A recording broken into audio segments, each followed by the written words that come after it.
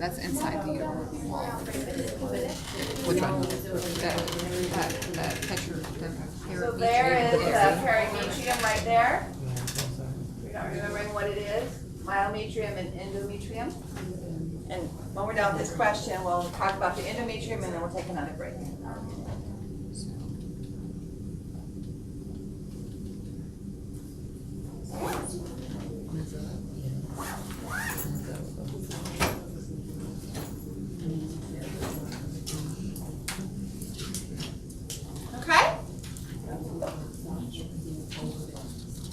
So here is a microscopic tissue slide. You have this in your lecture notes on the top of page 94. Down here is the myometrium, right? And we're looking at a histological slide, light microscopy of the endometrium, which I said was loose connective tissue, and epithelium. So the epithelium of the uterus. Anybody remember what that is? Not yet. That's it's the same as the oviduct, but without the cilia. Simple columnar. The oviduct with simple columnar and cilia. All right. So the sperm are going to swim through the uterine cavity. They don't need to be swept along. And the oocyte is being swept by cilia in the oviduct. If it doesn't get fertilized in the oviduct, then it's just going to kind of get swept out, not by cilia, but move out of the uterine cavity. So we don't need cilia here. And what you're seeing is two different regions of the endometrium. If you remember the skin content of Bio 430, we have the epithelium of the epidermis, the cornified, stratified squamous, many have learned it is keratinized. And then just deep to that, just deep to the epithelium, what did we call that layer of connective tissue? The dermis. What region of the dermis was that? We had reticular and papillary layers. The dermal papillae pushed up into the epidermis, so that just deep to the epithelium was the papillary layer. Anybody remember what kind of connective tissue? Okay. Every epithelium has the same kind of connective tissue just deep to it. You see epithelium, the connective tissue, just deep to that is always going to be the same because one of the characteristics of epithelium, it doesn't have its own blood supply. The cells are attached cell to cell to cell to cell. There's no room for capillaries. So we have to have a connective tissue just deep that's going to have a good diffusion rate. All right? And you may have learned it as areolar. I call it loose irregular. So fine collagen fibers and elastic fibers and capillaries and nerve endings. A lot of fluid and low fiber ratio that allows diffusion of nutrients and waste. But it's not very strong, okay? And so that would be what we have here. To support it, we have a dense irregular connective tissue. You can see the difference in staining. This would be like the reticular layer of the skin, where the collagen fiber bundles are bigger and closer together, and there's less fluid, but it resists stress and different connections. So these two layers are known as the most superficial layer is called the stratum functionalis. This is the layer in which the embryo is going to embed, which is going to become part of the placenta. All right, the stratum basalis is the deepest layer next to the myometrium. So you asked about the hormones that affected the endometrium. At the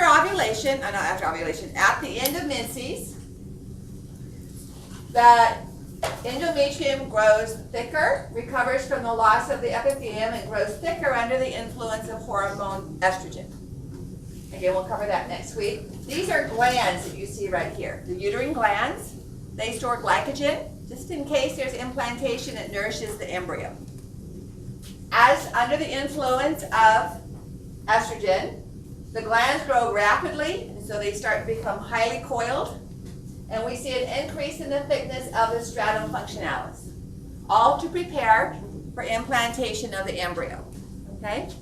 If after ovulation, about 7 to 9 days after ovulation, if there is no implantation, the hormone, before I get to that, after ovulation, the major hormone produced, and again, we'll talk about this next week, is progesterone. Progesterone binds to the blood vessels of the endometrium, and they grow very rapidly as well. Okay? So, sorry, you said it binds to the what? the blood vessels. So here's the uterine glands. That growth and connective tissue growth is estrogen. The blood vessel growth is progesterone after ovulation. If there is no implantation, progesterone levels fall precipitously. Without progesterone, the blood vessels constrict. Without the blood vessels, notice where they change to form these spiral arteries. Without the blood vessels, the tissue dies. Menses occurs when because of that death, there's a separation of stratum functionalis from stratum basal. So the menses is actually blood, plus all this loose irregular connective tissue and the epithelial tissue. Okay? So now we're back to the end of menses. This is nude, this is naked. It's bare connective tissue, which is these bases of these glands. So back again to skin. If skin is burned and you have a 1st degree or 2nd degree burn, do you need a graft? No. With a 2nd degree burn, any epithelial cells that are needed grow up out of the sweat glands. Okay? If you have a 3rd degree or 4th degree where you're getting past the dermis and you're into muscle and maybe even into bone, you need a graft because you're way down here in the skin, in the hypodermis. So the source of the new epithelial tissue is the base of these glands found in the stratum basal. Okay? So there are 2 times, well, 3 I suppose, where we separate stratum functionalis from stratum basal. One is every month with a woman who's having a menstrual cycle. Okay? So menses occurs when stratum functionalis and stratum basal separate. You said, was it menses? Menses? Mm-hmm. That's the period of menstruation. And menses is also the fluid and tissue that's lost. The other time is at birth. So after the membranes rupture and the baby is born, the embryo is in here, in this region. And the placenta develops. The embryo is not, well, it starts down in here, and then it pushes out, and the placenta remains in there. And these 2 layers separate. So that's the afterbirth that we'll talk about next week. All right, the amniotic membranes and the placenta and all of that. Sometimes they don't separate very cleanly. Pieces of the placenta are left behind, and the woman continues to bleed after birth. And if it was a natural vaginal birth, she may have to be taken back into the OR to have that scraped. So a friend of mine had a miscarriage back in June. 6 weeks later, she was hemorrhaging.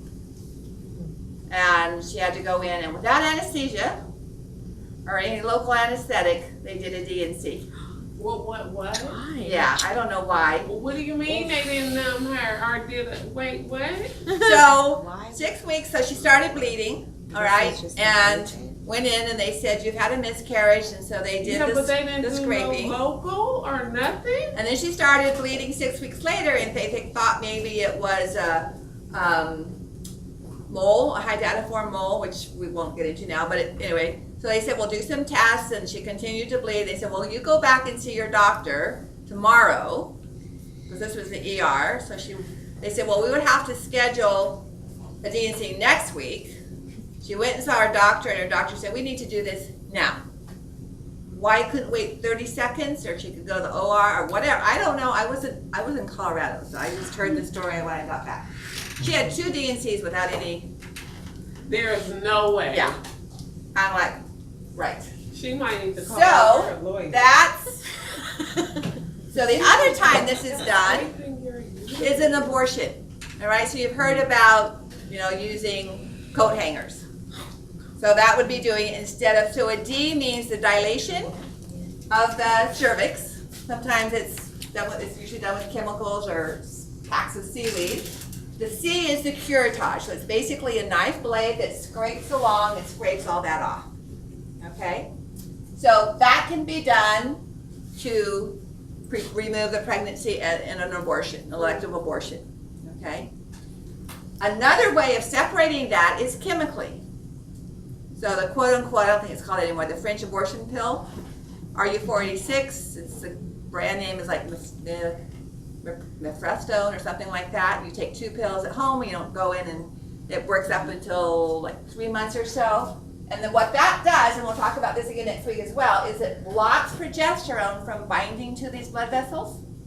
And what happened without progesterone? Those blood vessels constrict. Okay? I normally don't get into Facebook arguments. I did a couple days ago with all the Supreme Court hearings and everything. Somebody posted in a discussion that RU86 is not an abortion pill. So I just made a short little comment, and all I said was, you're correct.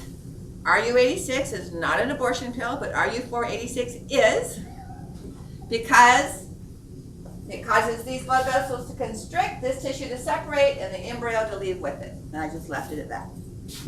So we will talk about contraception, and I'm not here to be pro and con, but to let you know what's going on, and you can make your own decisions, okay?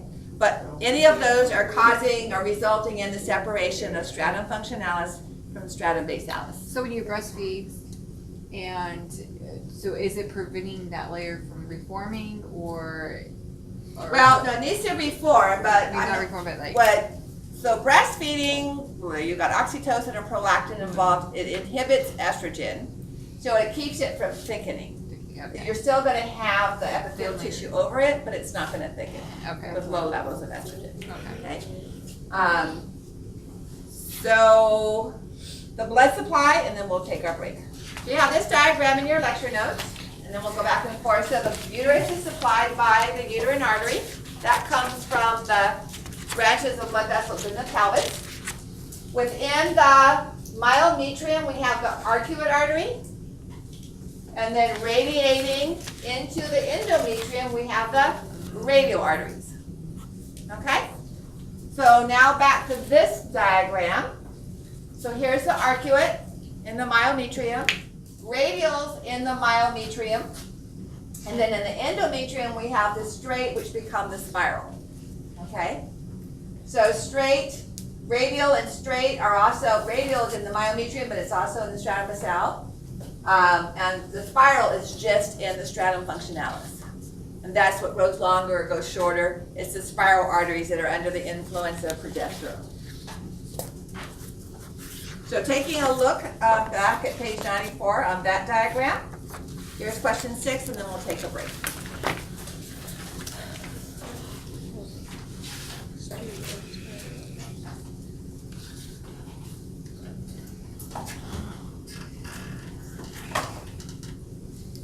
You can get the answer for that from the lower diagram. And I've forgotten the page number already. 94. 94. Straight? The straight part in the That's the only one.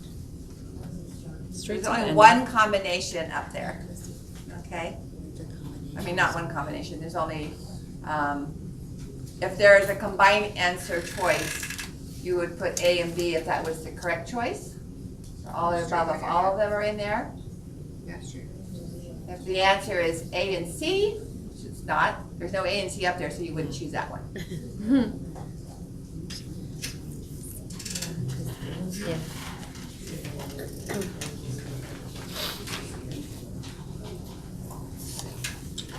Yeah. Okay, so let's take a break till 8.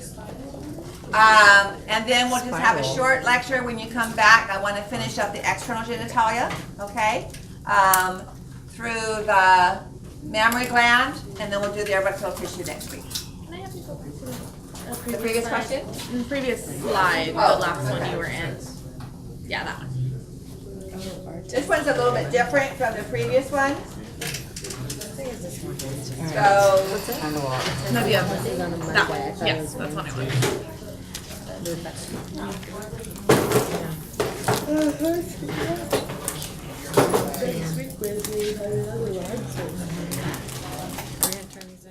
we still have a few more questions. Chris?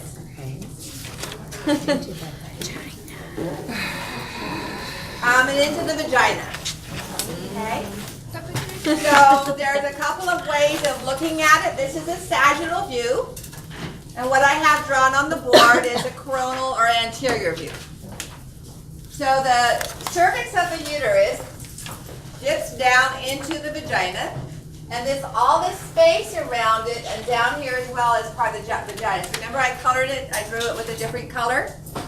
So that moat, if you will, it's a circular moat, and you can see it in that plasticized pelvis going around. If you look up the vagina, you can see the opening for the cervix, the external os, and then the groove around it. We call those spaces the fornix. So we have 4 fornices as if it was a box rather than being circular. So in a sagittal view, we have one in the front, then a space in the back. So this is the anterior fornix of the vagina. And this is the posterior fornix of the vagina. Posterior is the deepest of the 4 spaces, okay? So in ejaculation, that's typically where the sperm ends up, is in that area, in the posterior fornix. Okay. One of the strangest experiences, I had 2 really strange experiences at the medical school. One was I was a student and graduate student in anatomy, and the other one was faculty. The faculty, we didn't do this as students, but we were dissecting head and neck regions, and the lab tech brought up a cookie sheet, several cookie sheet trays or cafeteria trays of cadaver heads that were not dissected, just cut off here. So here are this heads of trays, and it was just like, that's just weird, okay? The other one was when I was a graduate student, and the graduate professor, we had a hemisection. This would be a hemisection of the hip, of the female hip. I still haven't figured out why, but it was female with a partial male with a hemisection of the penis within the vagina. What? I was like, those 2 dead people never asked for this. This just isn't right. But the illustration was what it looks like when the penis is in the vagina and it fits up there partially into the posterior fornix. And I've never, it's just that image just doesn't leave my head. So it was interesting, but I kept thinking back to those people when they were alive, never intended to get together that way. Is it weird? I know. So when we look at the view over here, in the anterior view, we also see 2 spaces. And so these have the same name. They're the lateral fornices is plural, okay? Lateral fornices. Let me write that on the board. Fornix is singular. So anterior and posterior fornix. And then this would be the lateral fornix. You've heard of fornication? Further. Okay, and plural is Yeah. fornices. Fornices, okay? So the vagina then contains those spaces as well as this channel here. And there's no gland that secretes into the space of the vagina. Anybody know what the epithelium is? May I erase the uterus now? And I'm going to move it up so I can draw more of it.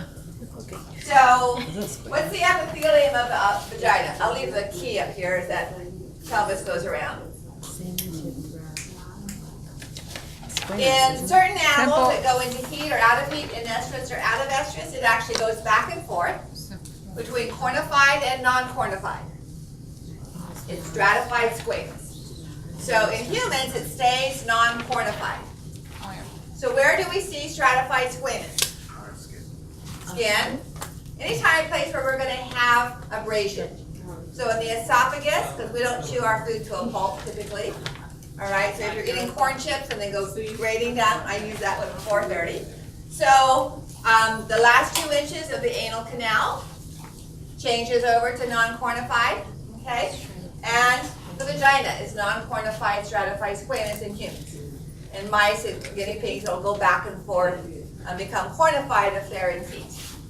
So, drawing the cervix again here, and then putting in the vagina. It is a muscular tube, all right? And it forms a receptacle for the sperm, the fetus, and then the birth, and then the baby moving out. Okay, the fetus moving out, the birth canal. So, epithelium is non-cornified, stratified, squamous. No glands secrete into that area. Glands will secrete into the vestibule, the opening, around the opening, but it can become moist and lubricated. Kind of weird considering it's stratified squamous, but fluid can seep through those epithelial cells onto the surface. There's just no duct that leads into that, okay? One of the labs that I worked in, the vaginas of rhesus monkeys were being studied because this was back in the 80s, and toxic shock syndrome it's very difficult to get research money for maternal and child health. And so they would follow AIDS virus and stuff like that. And so some really cool pictures were taken of the monkey vaginal tissue. You can see the epithelia, the squames, the flat cells like you have in your cheeks. As they would lift off, the bacteria would move from that squame that was leaving and stay on the vaginal wall. So with women who use especially tampons for menses control, if they leave it in there for a long period of time, the super absorbent ones, those bacteria can proliferate and their secretions, their toxins, can cross this epithelium and move into the body, okay? Now as we move toward the outside, here's the labia minora. Here's that external urethral sphincter in the female, going from the pubic bone partially back to the rectum. And we do have, what's the gland in the male? Bulbourethral. The bulbourethral. So in the female, homologous structures, it is going to secrete into the space between the 2 labia minora. All right. In the male, where does it secrete? Through the spongy Into the urethra. Okay, into the spongy urethra. But it's still a lubrication, just not directly into the vagina. So whatever's penetrating the vagina can get moist or wet from that and move it in and out of the vagina, but it's not secreting directly into the vagina.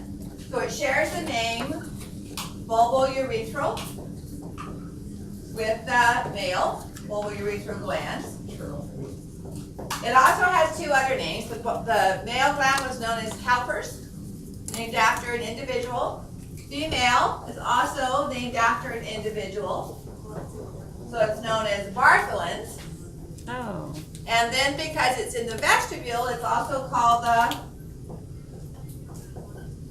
greater vestibular. You need to recognize it. I'll accept any of these 3 if it's a lab quiz or so on, okay? And so it's just in the posterior aspect here of the perineal area. And then we have these set of glands here that are secreting into the urethra directly. And those are called the para-urethral glands. So they don't secrete into the vagina. Remember I just said there's no glands that secrete into the vagina. So we have, and there's more than one, there's usually 4 to 6 para-urethral glands. What would these be homologous to or equivalent to in the male? The semen. Ever heard of the G-spot? Well, yeah. So Oh, yeah, that's prostate? where- Oh, wow. So in the male, the prostate surrounds the urethra, And pressure on the prostate, the only access to it in the male is through the rectum, can enhance orgasm. In the female, it's around the urethra as well, but there's access through the vagina. So pressure on the anterior aspect of the vagina here can enhance orgasm. And in 2002, 2003, it was officially recognized anatomically as being the same embryonic origin as the prostate gland. Okay? The old name that you don't have to know is skenes, S-K-E-N-E. So if you see that, it's the paraurethral. So some women would say, when I have an orgasm, I ejaculate. And their friends and the doctors would say, that's just urine coming down. And then you test the pH and it's not acidic like urine would be, which is usually less than 6. And so it's just like, well, okay, it's still urine, but it's just not acidic.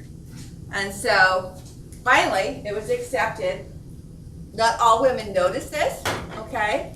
But its secretion would actually be emission, the secretion of the fluid from there, and then it would move out of the urethra during ejaculation, but its secretion from the gland would actually be emission.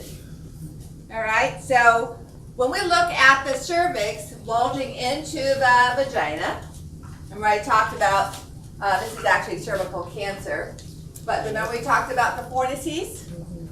That is where the rim of a diaphragm would fit, okay, for birth control. So this portion, this thickened portion right here fits like a cup over the cervix opening, and that rim fits up into the fornix. So if a woman gains or loses weight or has children, she usually needs to get refitted for that. We'll talk about contraceptive methods next week, but it's usually most effective with the additional use of a spermicidal foam or jelly. It's just in case to keep things from going over the edge. Not things, sperm.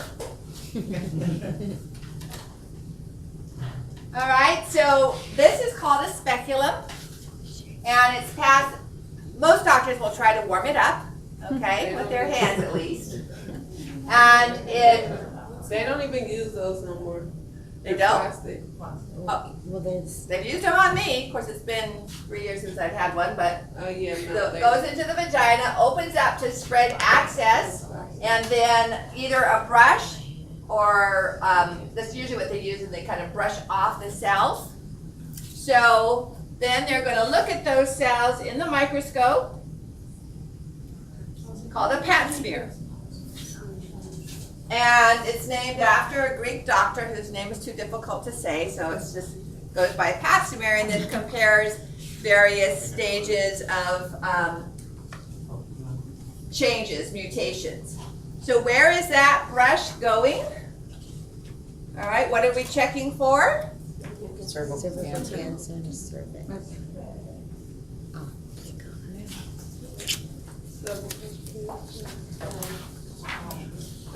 So that little brush-like structure is passing into what opening? What do we call the opening into that, though, from the vagina? External os? Yes. Okay.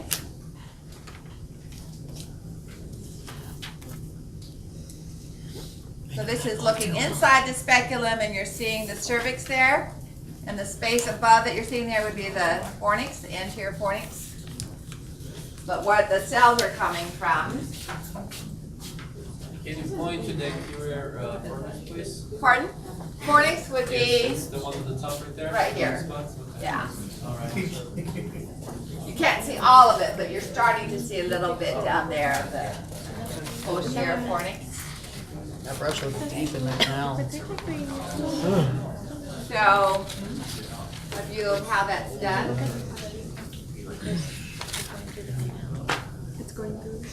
I had cervical cancer and I had to have like. Did they freeze you? No, they did that. They just burned my shit off. Yeah, so they freeze The it. wire. No, they took a hot wire and. So imagine, guys, that you had a brush passed my up mom your was urethra. frozen, and then it kills, so it's Take basically brushing freezing. cells Yeah, out of your bladder every year. They just cut it. They lofted it. My cervical lofted it. I know, we don't have our prostate examined, so I guess we're lucky there. We I don't just had have to check. one. And yeah, HPV Are you ready for the next question? in our age group.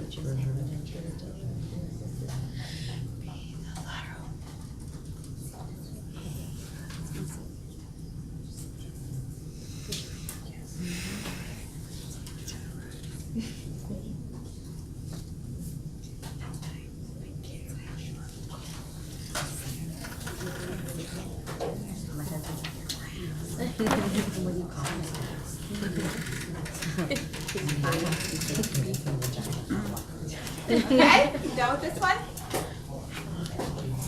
So there is a membrane that usually partially, occasionally it'll be complete, covering the opening of the vagina. Here would be the two labia minora, all right?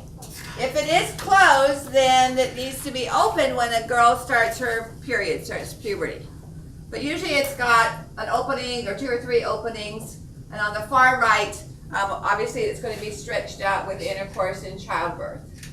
So here's an image of it open, and here's an image of the membrane intact.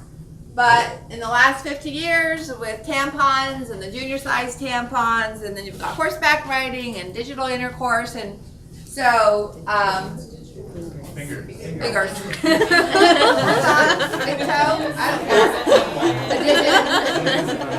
I don't care. And that just stretches it out. Because a woman shouldn't have pain and bleeding and sharing with her first intercourse experience, okay? So the assumption is erroneous nowadays that if a woman doesn't bleed, it's not her first time, because there's a lot of ways for it to be stretched out. So as we move, here's the genital tubercle. That's the tip, and we're going to move into rectal tissue here, and we'll have about 15 more minutes. So remember I said that the scrotum in the male, there's actually a seam here where the two labia majora in the male under influence of dihydrotestosterone is going to fuse to form the scrotal sac. The labia minora fuse to form the skin around the shaft, all right?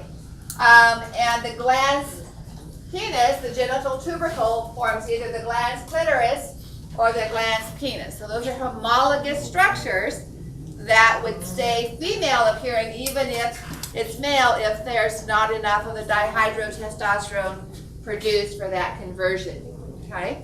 So let's look at the external genitalia of the female. Well, let's answer this question first, since I just gave you the answer.